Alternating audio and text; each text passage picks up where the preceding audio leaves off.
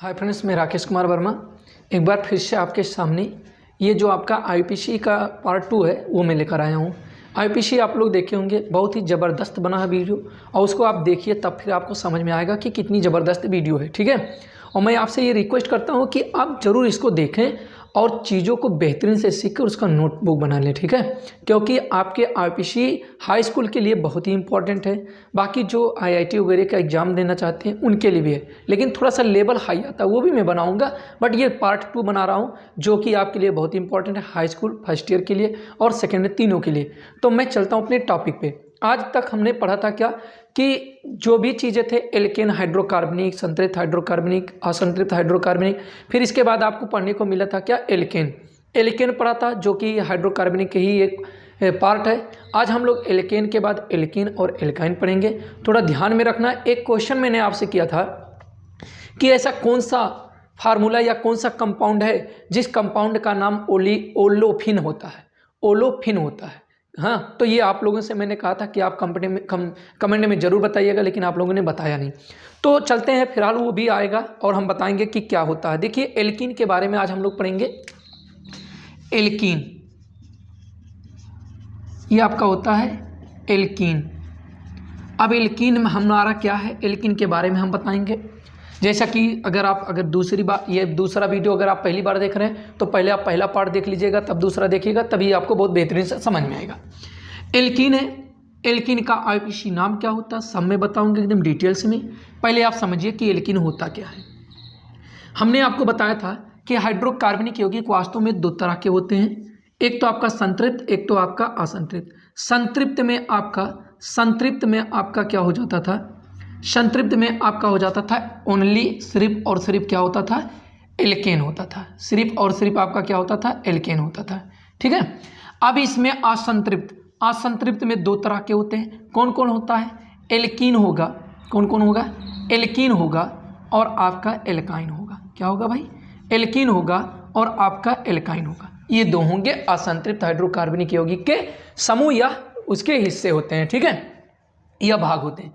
अब एल्कीन में हम जानते हैं कि एल्कीन, आप परिभाषा की बात करेंगे तो ये ऐसा हाइड्रोकार्बनिक यौगिक, यानी ऐसे हाइड्रोकार्बनिक यौगिक जिनके कार्बन और कार्बन के बीच में केवल और केवल डबल बॉन्ड पाए जाते हैं। मैंने फिर से सुनो मेरी बात, मैंने क्या कहा कि ऐसे हाइड्रोकार्बनिक यौगिक जिनके कार्बन और कार्बन के बीच में डबल बॉन्ड यानी द्विबंध पाया जाता है, ऐसे यौगिकों को हम लोग क्या कहते हैं, असंतृप्त हाइड्रोकार्बनिक यौगिक का एल्कीन समूह कहते हैं। क्या कहते हैं, एल्कीन समूह कहते हैं। ये चीजें आपको समझ में आ गया होगा। अब इस ऐसे यानी इसका समान सूत्र हम जान लें, क्या होता है समान सूत्र इसका, मिटाने वाला, इसका समान सूत्र अब हम जान लें कि एल्कीन का समान सूत्र होता क्या है। एल्कीन का समान सूत्र होता है CnH2n होता है। क्या होता है, CnH2n, जहां पर n कार्बन की संख्या है। अगर हम यहां पर कार्बन की संख्या 1 रखें तो यहां पर हो जाएगा 2 × 1। लेकिन मैं आपको एक बात बताना चाहूंगा, एल्केन के बाद एल्कीन और एल्काइन एक से नहीं स्टार्ट होते हैं, इनको एक से स्टार्ट करना संभव नहीं है। आइए मैं बताता हूं क्यों। अगर आप कहते हैं CH2, अब आप बताइए कि CH2 का मतलब क्या हो गया, कार्बन के 4 बॉन्ड होते हैं, कार्बन के 4 बॉन्ड होते हैं, 4 श्रृंखलाएं होती हैं, एक श्रृंखला पर H हो गया, एक श्रृंखला पर H हो गया, बाकी ये 2 श्रृंखलाएं किससे संतृप्त होंगी, किससे जुड़ेंगी, यही तो नहीं मालूम है।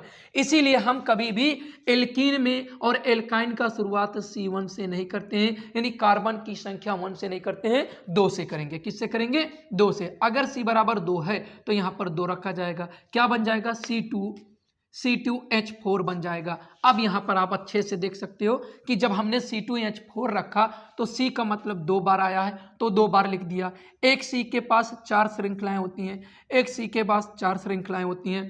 अब हमारे पास कितने हाइड्रोजन है, 4 हाइड्रोजन है, तो बराबर पहले इनको दो, एक हाइड्रोजन इनको दे दिया, बात समझ में आया, एक हाइड्रोजन मैंने इनको दे दिया, इनको दे दिया, 4 हो गया। अब 2 बॉन्ड इनके बच रहे हैं, तो इनके 2 बॉन्ड जो बच रहे हैं, यानी कि एक एक ऐसे बच रहे हैं ना, देखो 2 बॉन्ड इनका, 2 बॉन्ड इनका, तो ये 2 बॉन्ड एक दूसरे से संतृप्त हो जाती हैं, एक दूसरे से संतृप्त हो जाती हैं, और ये आपका बन जाता है क्या, C2H4 की संरचना बन जाती है। C2H4 की संरचना। अब यहाँ पर आपको नोटिस करने वाली चीज है कि कार्बन और कार्बन के बीच में द्विबंध पाया गया या नहीं। मैंने तो यही तो बताया आपसे कि ऐसे हाइड्रोकार्बनिक यौगिक जिनके कार्बन और कार्बन के बीच में डबल बॉन्ड यानी द्विबंध पाया जाता है उसे हम क्या कहते हैं, एल्कीन समूह कहते हैं या एल्कीन का हाइड्रोकार्बनिक यौगिक कहते हैं। बात समझ में आया? तो ये चीजें आपकी क्लियर होंगी कि एल्कीन। अब इसका आईपीसी नाम कैसे हम लिखेंगे, सबसे अहम बात आपको यही ध्यान देना है कि कार्बन की संख्या, यहीं पर कार्बन की संख्या 2 से पुट कीजिए। चलिए आपकी इच्छा है तो 3 रख देते, C3 यानी 3 2 जा 6 हो जाएगा। 3 कार्बन है, 3 कार्बन मैंने लिखा। एक कार्बन के 4 समूह होते हैं, एक कार्बन के 4 समूह होते हैं। 4 कार्बन में 6 हाइड्रोजन है, 6 हाइड्रोजन हमको देना है तो 6 हाइड्रोजन मैंने सोचा एक इनको, एक इनको, एक इनको, 3 एक इनको और इनको, एक इनको दे दिया तो 3 3 6 हो गया। मैं मान के एक काम कर रहा हूँ, 3 और 3 6 हो गया। अब बताओ कैसे काम चलेगा, इनके पास तो कुछ नहीं बचा तो ये कहते हैं कि हम दोनों लोग डबल डबल बॉन्ड से जुड़ जाएंगे।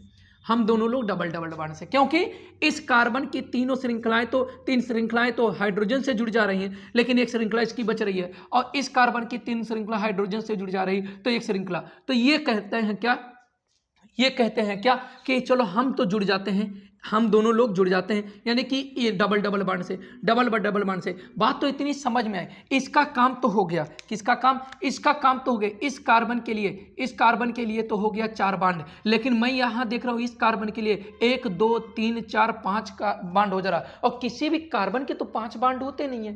तब तो ये तो गड़बड़ हो गया भाई, ये तो सबसे बड़ी परेशानी हो गई, तब तो मैट्रिक्स का गड़बड़ हो गया। फिर आप इसको कैसे सेट करोगे, देखो फिर आप इसको कैसे सेट करोगे, देखो मैं बता रहा हूं। चलो मिटा के करते हैं एकदम सही से, ठीक है। आपने अभी जो भी लिखा था वो आपका क्या होता था, मिस्टेक हो रहा था। कैसा हो रहा था मिस्टेक, इस तरह से आपने यहाँ पर यहाँ पर यहाँ पर और यहाँ पर इस तरह से आपने कहा कि इस कार्बन की इच्छा हम पूरा करेंगे तो डबल बॉन्ड लगा के करेंगे। अरे भाई डबल बॉन्ड आप लगा देते हो तो मैटर गड़बड़ हो जाता है। तो फिर हम करें क्या, अर्थात इसमें से एक हाइड्रोजन खत्म कर दो, इसमें से भी एक हाइड्रोजन खत्म कर दो। अब देखो यहाँ पर कितने हो रहे हैं, 2, यानी इसके तो काम बन जा रहे हैं, इसके भी तो काम बन जा रहे हैं, लेकिन तब भी आपके क्या हो रहे हैं, छूट रहे हैं। अब देखिए यहाँ पर अगर मैं इस तरह से कार्बन यानी इस तरह से हाइड्रोजन लगा रहा हूँ तब देखो क्या हो रहा, हाँ तब देखो क्या हो रहा, तब भी तो दिक्कत है, देखो गड़बड़ हो रहा है। यानी कि ये कार्बन मैं बेहतरीन से बताना चाह रहा हूँ एक एक बात में कि क्लियर कर दूं। आप इस तरह से, तो जब इस तरह से कर दिए तो कार्बन और कार्बन के बीच में सिंगल बॉन्ड पाया गया, कार्बन और कार्बन के बीच में सिंगल बॉन्ड पाया गया, तो ये तो आपका एल्केन का बन जाएगा। क्या बन जाएगा, एल्केन का बन जाएगा। एल्केन का बनेगा, लेकिन यहाँ पर देखो एक हाइड्रोजन की और जरूरत होगी, क्योंकि इस कार्बन के और इस कार्बन के बॉन्डों की संख्या अभी अधूरी है। तो फिर आप कैसे करेंगे इनको, आप सेट कीजिए बढ़िया से। अब आप सेट कीजिए बहुत बेहतरीन से। चलिए देखते हैं, अगर इस कार्बन को मैं 3 ठू दे देता हूं और इस कार्बन की बात ऐसे, अगर मैं यहां पर इसे डबल देता हूं तो देखिए 3 कार्बन तो इसके पास हो गया, 3 कार्बन इसके पास हो गया, 3 हाइड्रोजन, 1 2 3 हाइड्रोजन, और इनके पास में कितना 2 है तो 2 ही मैं और दे सकता हूं, 2 ही मैं और दे सकता हूं, तो 3 और 2 5 हो गया। क्यों मेरे भाई, अब देखो आपकी जो बनने की बात है, देखो इस कार्बन के लिए मैंने कर दिया 1 2 3 4 क्लियर हो गया। अब इस कार्बन के साथ में मैं इस कार्बन का मैंने क्लियर किया तो देखो इनका हो गया 5। अब ये कार्बन एक बॉन्ड बच रहा, तो इच्छा आपकी चाहे ऊपर करे, आपकी इच्छा करे नीचे, जहां पर आपकी इच्छा हो रही है वहीं पर एक हाइड्रोजन दे दीजिए। अब बताइए इन 2 कार्बनों के बीच में डबल बॉन्ड पाया गया। मैं ये नहीं कह रहा हूं सभी कार्बनों के, किन्हीं 2 कार्बनों के बीच, किन्हीं 2 कार्बनों के बीच में डबल बॉन्ड पाया जाता है तो वह एल्कीन का होता है। बताओ क्लियर हो गया कि नहीं हो गया, बोलिए आपको समझ में आया कि इसीलिए मैंने थोड़ा सा स्लो होकर इनको पूरी तरह से बताने की कोशिश की कि आपसे जहां जहां गलतियां होंगी वो गलतियां भी मैंने किया। तो ये आपकी संरचना सूत्र कहलाता है, ये आपका संरचना सूत्र होता है। ऐसा भी कभी कभी आईपीसी में ऐसी श्रृंखलाएं दे देता है तो पूछने के लिए कहता है, तो मैं दोनों आपको बताऊंगा, ठीक है। चलिए अब मैं ये कहता हूं कि इनका आईपीसी नाम कैसे लिखेंगे, एल्कीन का आईपीसी नाम लिखेंगे कैसे। अब मैं कुछ एल्केन के यौगिक लिख दे रहा हूं, जैसे आपका C2H4 हो गया, C3H6 हो गया, C4H8 हो गया।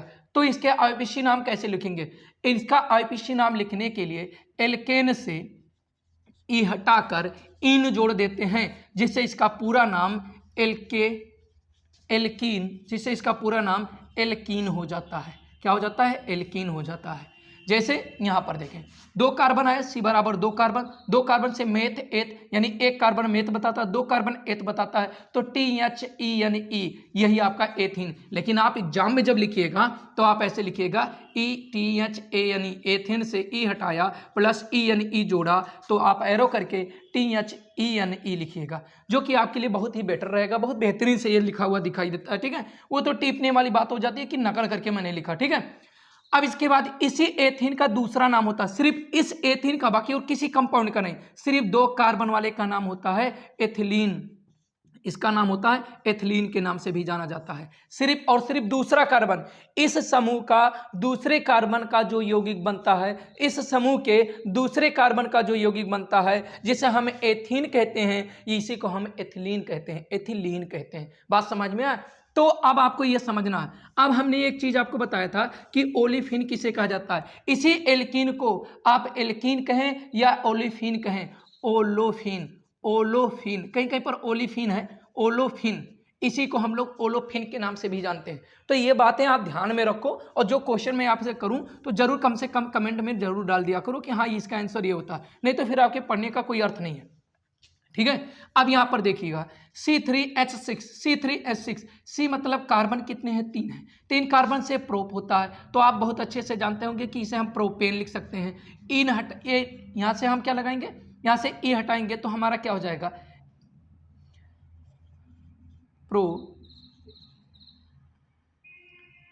एक सेकंड, एल्केन यानी प्रोपेन, प्रोपेन से E हटाकर एन हटाकर, सॉरी PROPANE से हम लोग ई नहीं हटाते हैं, ए यानी ई हटाते हैं। सॉरी भाई, थोड़ा सा गलती मैंने लिख दिया, इन ए यानी ई हटाते हैं और उसकी जगह पर ई यानी ई लगा देते हैं। ठीक है, ये पूरा सिंक होता है। ये चीज़ यहाँ पर मैंने जो लिखा ए यानी ई हटाते हैं पूरा का पूरा, या तो एक ही है इसकी जगह पर, यानी इस ए की जगह पर हमने इसको हटाया और ये रहने दिया। ठीक है, तो ऐसा नहीं, ये हटाते हैं, ए यानी ई हटाकर ई यानी ई जोड़ देते हैं, जिससे इसका पूरा नाम क्या हो जाएगा, प्रोपीन हो जाएगा। ठीक है, जिससे ये क्या हो जाएगा, प्रोपीन।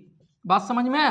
तो इस तरह से करते हैं, ANE पूरा हटा देते हैं और उसकी जगह पर ENE जोड़ देते हैं। बोलिए कोई दिक्कत? ऐसे आपका क्या हो जाएगा, ब्यूटीन, ये हो जाएगा ब्यूटीन, ब्यूटेन होता है, -ANE किया और प्लस ENE जोड़ा, तो इसका पूरा नाम क्या हो जाएगा, ब्यूटीन हो जाएगा। क्या हो जाएगा, ब्यूटीन हो जाएगा। बात इतनी समझ में आ गई होगी। अब हम चलते हैं एल्कीन खत्म करके दूसरे पे चलते हैं, यानी हम लोग अब तक एल्केन और एल्कीन पढ़ चुके हैं। आप लोग हाई स्कूल के स्टूडेंट हैं तो आग लगा के पढ़ो एकदम पूरी तरह से। समझ में आई बात? क्योंकि इससे कम से कम 14 नंबर के हाइड्रोकार्बनिक चैप्टर से आते हैं।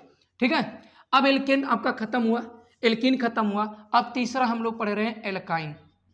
क्या पढ़ेंगे, एल्काइन। ध्यान से देखिएगा, ALKYNE, एल्काइन पढ़ेंगे। ठीक है, अब एल्काइन पढ़ने के लिए हम लोग क्या करते हैं, ऐसे हाइड्रोकार्बनिक यौगिक जिनके कार्बन और कार्बन के बीच में ट्रिपल बॉन्ड पाए जाते हैं। देखिए, अगर कहीं कहीं पर ऐसा यौगिक आ जाएगा जिनके कार्बन कार्बन के बीच में ट्रिपल बॉन्ड आएगा, तो वहां पर आप ध्यान दीजिएगा कि ये एल्काइन समूह का है। ठीक है, तो जिनके कार्बन कार्बन के बीच में ट्रिपल बॉन्ड आता है उसे हम लोग क्या कहते हैं, एल्काइन कहते हैं। इसका समान सूत्र CnH2n-2 होता है। इसका IUPAC नाम लिखने के लिए एल्केन से N हटाकर, A यानी E हटाकर प्लस Y यानी E जोड़ दिया जाता है, जिससे इसका पूरा नाम एल्केन से N हटाकर प्लस Y यानी E जोड़ दिया जाता है, जिससे इसका पूरा नाम एल्काइन हो जाता है, बात इतनी समझ में है। इसका भी शुरुआत हम एक से नहीं करते हैं, इसका भी शुरुआत हम एक कार्बन से नहीं कर सकते हैं, क्योंकि इसकी श्रृंखला बनेगी ही नहीं। ठीक है, तो मैं आपको ये बात आपको समझाया। ठीक, आगे चलिए, रखते हैं इसकी जगह पर N बराबर 2 रखते हैं, C2H2,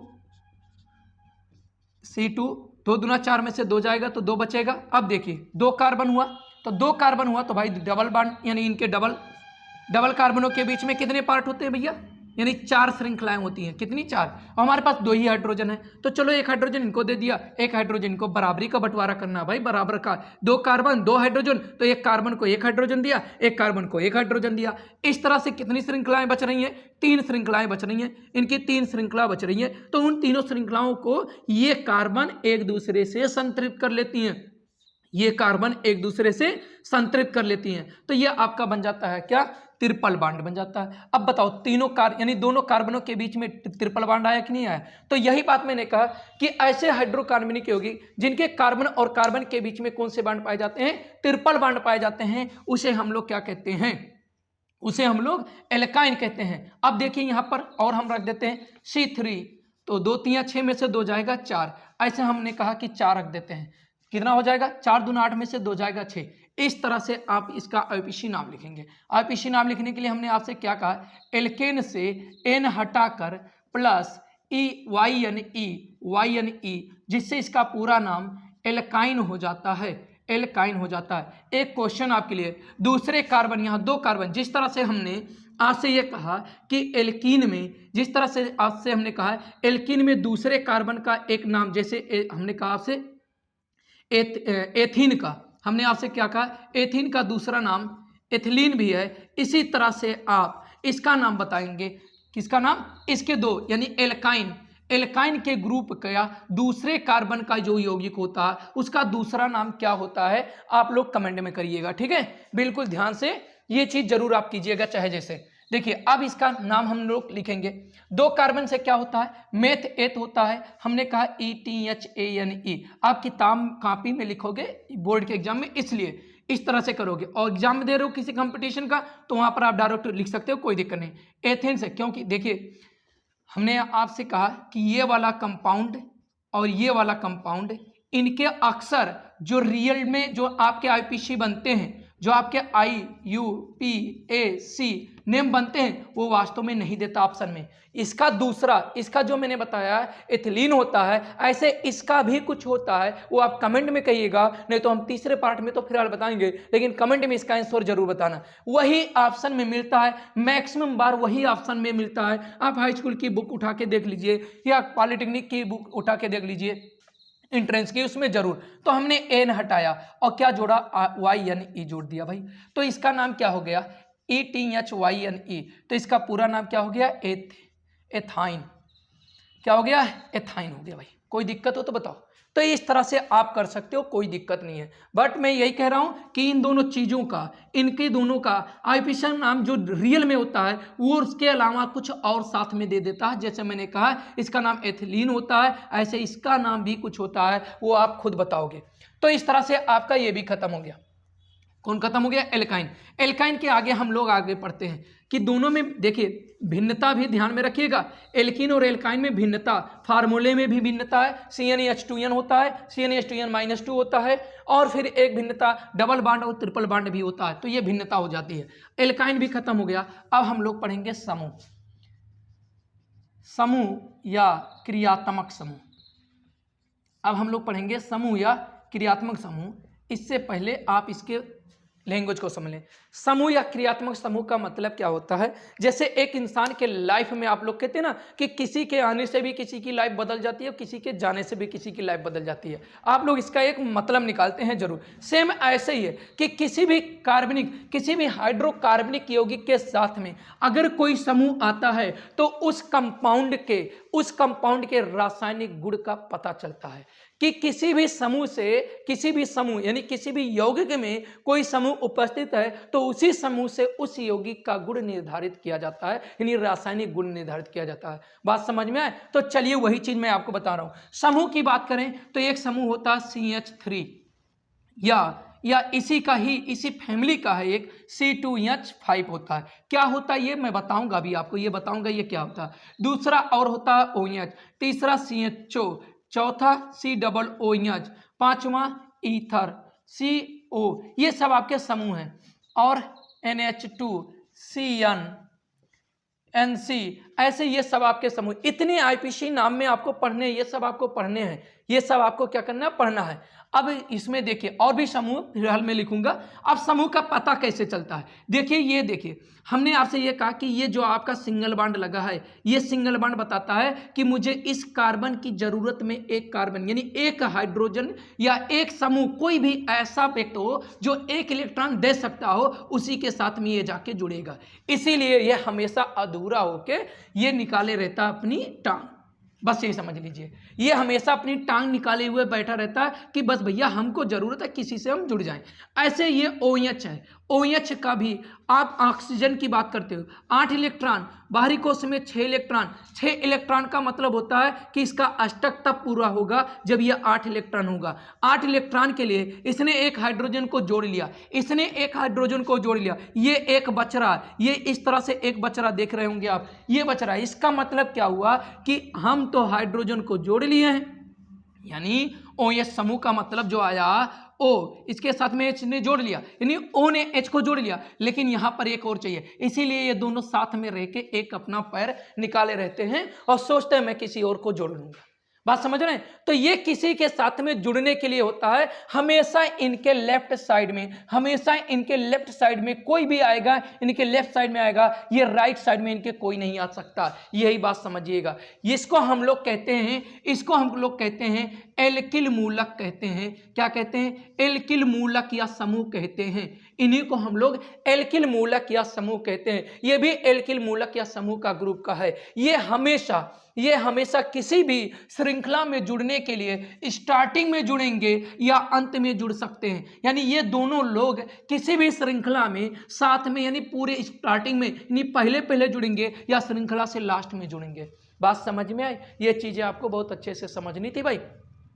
उसके बाद हमने आपसे क्या कहा कि OH, ये OH कौन सा समूह है? इसको हम लोग एल्कोहलिक समूह कहते हैं। क्या कहते हैं? एल्कोहलिक समूह। जिस तरह से किसी भी कंपाउंड C2H5OH की बात करें, हमने आपसे ये कहा कि जो ये OH होता है, इस OH के बाएं तरफ ही कोई जुड़ सकता है, दाएं तरफ कोई नहीं जुड़ सकता। अर्थात ये हमेशा लास्ट में ही बेचारा रहेगा, ये हमेशा लास्ट में ही रहेगा। इससे पहले जिसको जुड़ना होगा वो जुड़ेगा, इसके बाद यानी दाएं तरफ कोई नहीं जुड़ने वाला है, क्योंकि दाएं वाला जो ऑक्सीजन के दाएं बैठा है वो हाइड्रोजन है, और ये हाइड्रोजन अपने आप में इसके साथ जुड़ गया है। बाकी इसका ऑक्सीजन का एक पार्ट इधर नहीं जुड़ा है। बहुत बेहतरीन चीज मैं बता रहा हूं आपको, इतनी अच्छी IPC नहीं पढ़े होंगे, सही बता रहे डिटेल्स में, क्योंकि आपको यह नहीं मालूम होता कि किसी भी OH समूह के साथ में ये क्यों लगा रहता है। आपको आज तक नहीं मालूम होता, मालूम होगा कि ये क्यों लगा रहता है। कुछ लड़के इसको मिटा के भी रखते होंगे, लेकिन नहीं, ये हमेशा आपको ऐसा दिखना चाहिए। नहीं दिखा तो एग्जामिनर तुरंत गलत करेगा और एकदम पूरी तरह से गलत ही रहेगा। ठीक है, तो अब चलिए अब हम पढ़ते हैं पहले एल्किल समूह। बाकी और भी है, सबका मैं बताऊंगा, चिंता मत करना। बस ये मैंने एक दो लेकर आपको समझाने की कोशिश किया कि ऐसा क्यों होता, किसी भी समूह के सामने सिंगल बॉन्ड जैसा एक सिंबल लगा रहता है, ऐसा क्यों लगा रहता है वो मैंने बता दिया।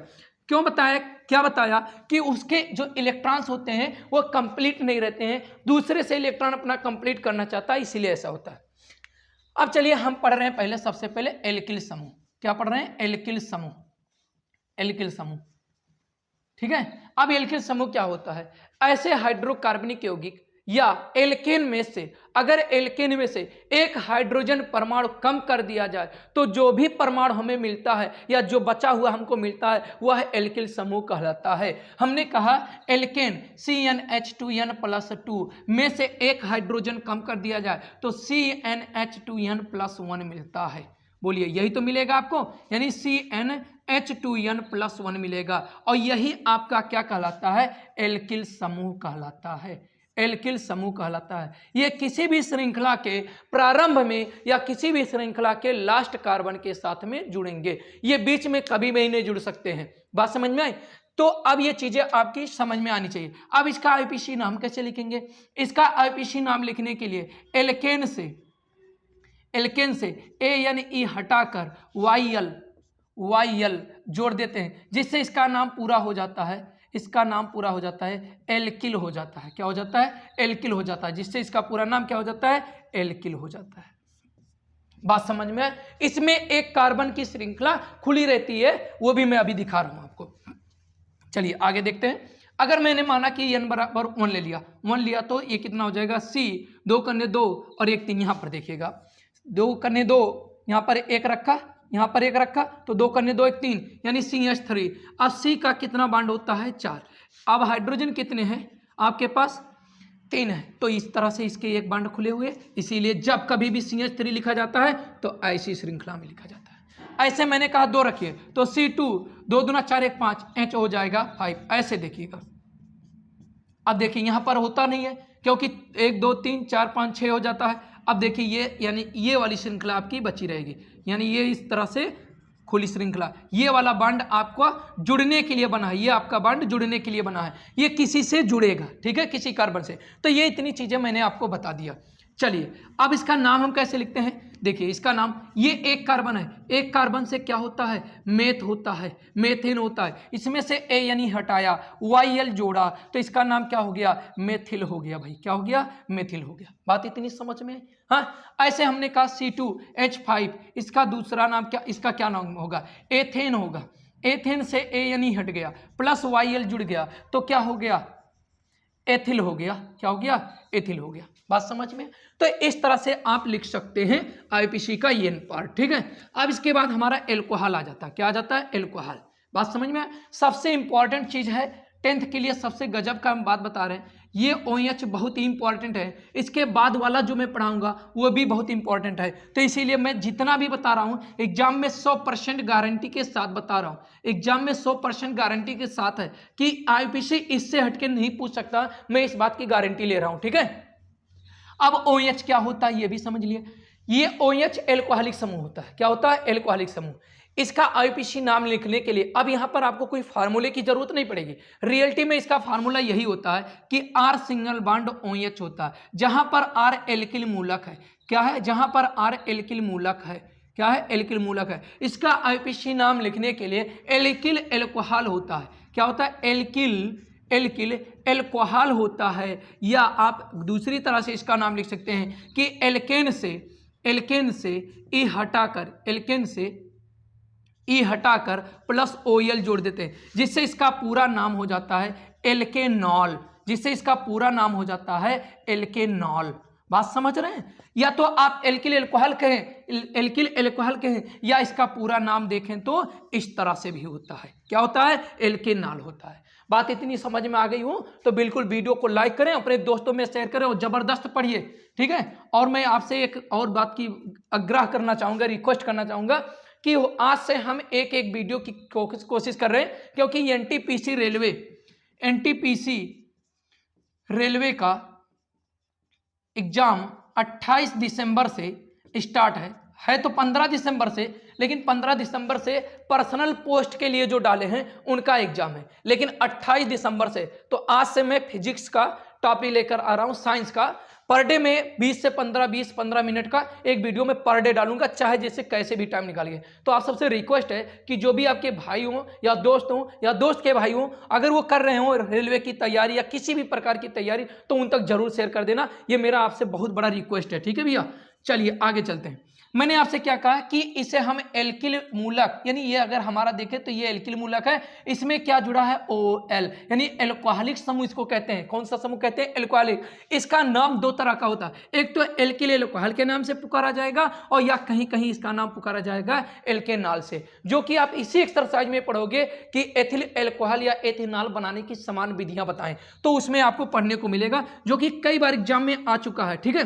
तो चलिए मैं क्या कर रहा हूं कि जैसे हमने कहा कि इसका समान सूत्र CnH2n+1 और सिंगल बॉन्ड OH। अगर यहां पर आप एक रख दीजिए, कार्बन की संख्या एक रख दीजिए, तो जैसे आप C बराबर 1 रखते हैं, 2 × 2 = 3 CH3OH। मैंने आपसे यही कहा था ना कि जो आपका CH3 होता है वो हमेशा स्टार्टिंग में लगेगा या अंत में, किसी भी समूह के साथ में स्टार्टिंग या अंत में लगेगा। अब यहां पर देखिए एक कार्बन आया, एक कार्बन से इसे आप क्या कह सकते हैं, मेथिल, और क्या कहेंगे, एल्कोहल, मेथिल एल्कोहल इसे कहेंगे। लेकिन इसके बजाय एक आपका दूसरा नाम स्टैंडर्ड फॉर्म में इसका नाम है, ये तो मेथिल एल्कोहल इसका तोड़ के नाम बोला जाता है, लेकिन इसका स्टैंडर्ड यानी IUPAC नेम जो होता है वो क्या होगा, एक कार्बन से मेथेन होता है, क्या होता है, मेथेन होता है। मेथेन से हमने ई हटाया, प्लस OL जोड़ा, जिससे इसका नाम पूरा हो जाता है मेथेनॉल। क्या हो जाता है भाई, मेथेनॉल हो जाता है, मेथेनॉल हो जाता है। बिल्कुल आप वीडियो को शेयर कर दो भाई, 5 लोगों के पास सिर्फ शेयर कीजिए बस, और ज़्यादा की जरूरत नहीं है मुझसे, सिर्फ आपकी जरूरत है और किसी की नहीं, ठीक है।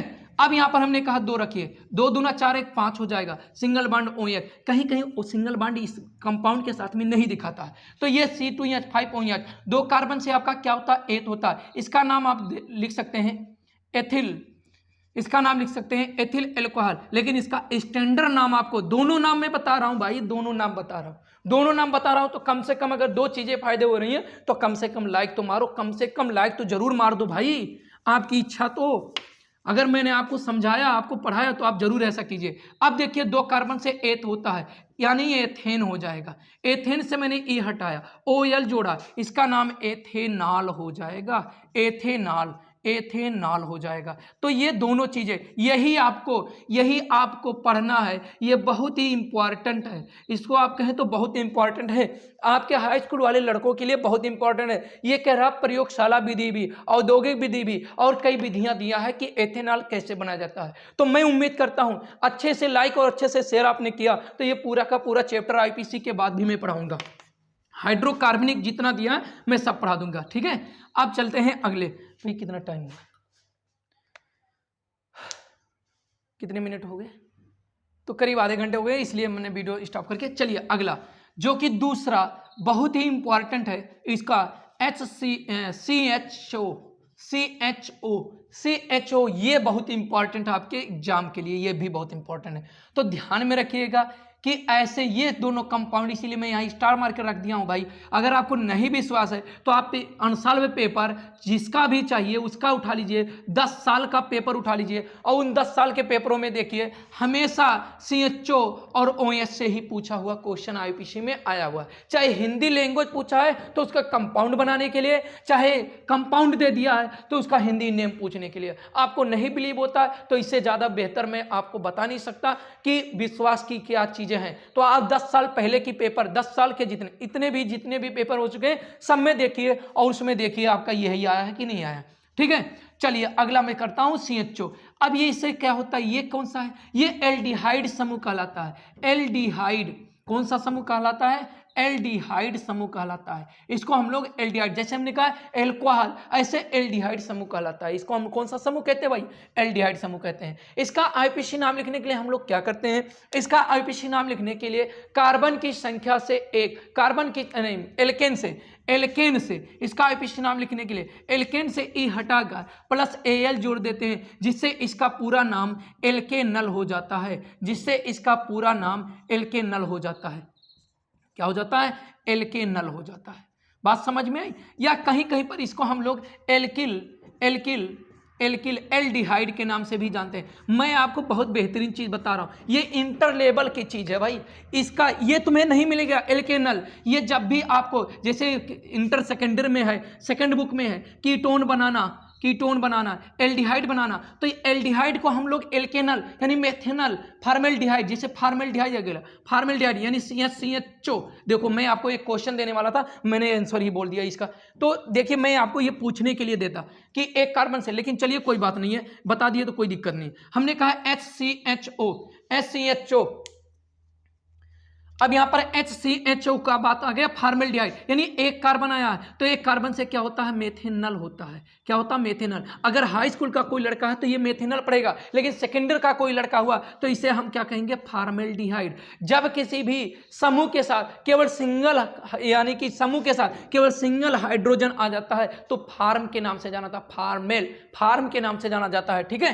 फार्मिक अम्ल अभी आपको पढ़ने को मिलेगा, फार्मिक अम्ल भी मिलेगा। तो इस तरह से ये सेकेंडरी में चीजें हैं, तो लड़के समझ नहीं पाते हैं, जब हाई स्कूल पढ़े नहीं रहते तो उनको समझ नहीं मिलता कि अगर एल्डिहाइड है, उसी एल्डिहाइड को हम लोग क्या एल्केनल के नाम से भी पढ़ सकते हैं। तो कोई ध्यान नहीं देता, लेकिन यही चीज रटते हैं। अरे भाई अगर आप हाई स्कूल पढ़े हो ना, तो ये चीज जब पढ़ने को मिलता है, ये वाला इससे ये चीज पढ़ने को मिलता है, तो कहता लड़का ये तो दोनों सर एक ही चीज है। तो ये तो मैं तो हाई स्कूल में पढ़ा हूं। तो कहने का मतलब है कि आप बेहतरीन से पढ़ें ताकि अगली क्लास में भी इसे आप आसानी से पढ़ सकें। चलिए हमने क्या कहा कि इसे हम लोग एल्किल एल्डिहाइड के नाम से भी जानते हैं। जैसे मैं कह दूं इसका समान सूत्र क्या हो जाएगा, समान सूत्र इसका कुछ नहीं, सिर्फ आप देखिएगा, जैसे कोई कंपाउंड CH3CHO है, जैसे कोई कंपाउंड CH3CHO है, फिर इसका आप IPC नाम कैसे लिखोगे। इसमें पहले देखो इसका नाम जो रियल में किसी को बोलने के लिए यूज करना है, तो इसमें कौन सा समूह लगा, एल्किल यानी मेथिल, इसे हम लोग कहते हैं क्या, मेथिल। Methyl aldehyde. रियलिटी में हम लोग इसको शॉर्टकट में जल्दी बोलने के लिए मेथिल एल्डिहाइड कर देते हैं, जो कि बहुत ही नॉर्मल लैंग्वेज में बोला जाता है। लेकिन जब हम इसको कहते हैं स्टैंडर्ड फॉर्म में बोलना है, यानी आईपीसी नेम में बोलना है, तो इसका नाम क्या होगा। इसमें देखते हैं कितने कार्बन आए भैया, 2 कार्बन आए हैं। कितने कार्बन आए हैं, 2 कार्बन आए हैं। 2 कार्बन से क्या होता है, एथ होता है। समूह का भी कार्बन ऐड किया जाता है। ये मत समझना कि सिर्फ जो आया होगा एल्किल के साथ में, नहीं, समूह के साथ, यानी पूरे कंपाउंड में कितने कार्बन आए हैं उनको देखा जाता है। तो इस तरह से हमारा क्या हो गया, एथेन। एथेन से हमने ई हटाया, प्लस एल जोड़ा, जिसका नाम हो गया एथेनल। एथेनल। कुछ लड़के कर देंगे क्या इस पर भी इस तरह से, बिल्कुल नहीं, ऐसा कुछ नहीं। एथेनल और एथेनॉल दोनों में अंतर है भाई। इसमें अ का मात्रा लगा है और इसमें सिंगल छोटा आ का मात्रा लगा है। इसमें ओएल लगा, इसमें इस वाले में एल लगा है और इस वाले में ओएल लगाता है। तो तनी ध्यान में रखिएगा, दोनों में गलती मत कीजिएगा। इसी मिस्टेक के कारण ये दोनों अक्सर एग्जाम में पूछा जाता है कि लड़के ने अगर जरा सा भी नहीं सही से पढ़ा तो इसका कंफ्यूजन इसमें और इसका कंफ्यूजन इसमें हो जाता है। तो इसीलिए अक्सर ये दोनों समूह एग्जाम में पूछे जाते हैं। तो इस पर आप विशेष ध्यान दीजिएगा, ठीक है। इस तरह से मैं एल्कोहल तक आपको, एल्कोहल से एल्डिहाइड तक मैंने आपको पढ़ा दिया। इसके बाद वाला कल या परसों में मैं फिर से बताता हूँ, और ज़्यादा से ज़्यादा शेयर कर दिया कीजिए, जिससे व्यू हमारे और आपके बीच का जो गैप है वो 200 व्यू का है। अगर 200 व्यू जैसे कंप्लीट हो जाता है मैं नेक्स्ट वीडियो डाल दूंगा, लेकिन आज शाम को भी एक दूसरी वीडियो डाली जाएगी एनटीपीसी के लिए, रेलवे के लिए, सीएचएसएल के लिए, या यूपीएसआई, या जिस तरह का भी कोई कंपटीशन एग्जाम देते होंगे उसके लिए फिजिक्स का कंटेंट आज से डाला जाएगा। तो जय हिंद, जय भारत। देखने के लिए थैंक यू।